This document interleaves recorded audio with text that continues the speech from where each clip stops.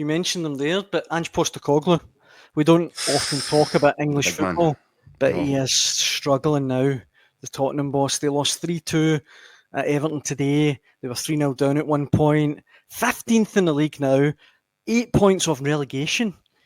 I mean, I hate saying it because I think he is a brilliant manager, but I can't see it lasting much longer if it keeps going that way. The thought occurred when Everton scored their third goal today that this could be a long afternoon for Big Ange.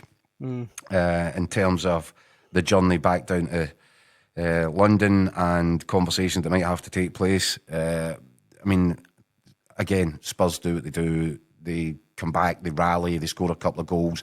They are the great entertainers, but these results can't continue. The one thing, and it is a serious mitigation for Ange Postecoglou, is the injuries. The injuries are horrendous. Yeah, they are bad. And they're getting worse. That he will use that as mitigation, and he said it, and I've listened to him, and he's saying, look, when these guys come back, this can't last forever, and he's right about all of that.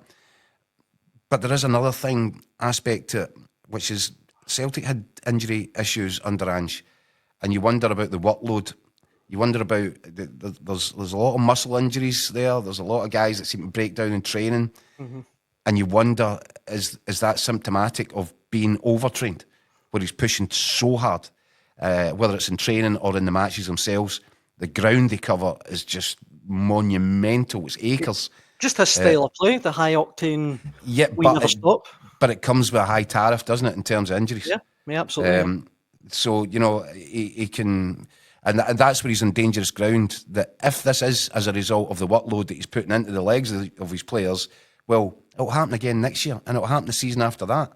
So you can't really flag it up and say, yeah, but, you know, we're getting inundated here in the treatment room, because you can't use that as mitigation or as an excuse if it's actually as a direct consequence of how you're wanting your players to operate. And that would be troublesome for me if I was Ange Postecoglou, because I suspect that there is something in that.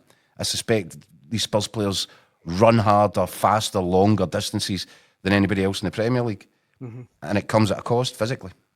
What's your gut feeling? Do you think he'll last much longer down there? I can't see Spurs panicking and pulling the trigger just yet, but he's going to have to start getting some results. He's got that semi-final second leg against Liverpool, doesn't he? I think that could be crucial. Yeah, well, I wouldn't hold out much hope for that one.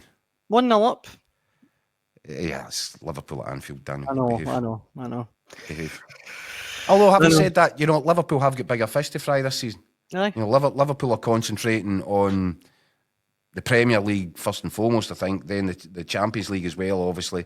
So this is one that you know, I don't think Arne Slot would gladly, you know, wipe any of the possible trophies off the kind of list of things to do this season.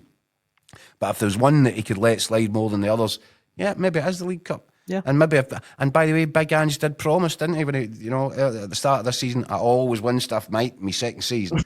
And here he is, you know. That was uncanny. Cheers, mate.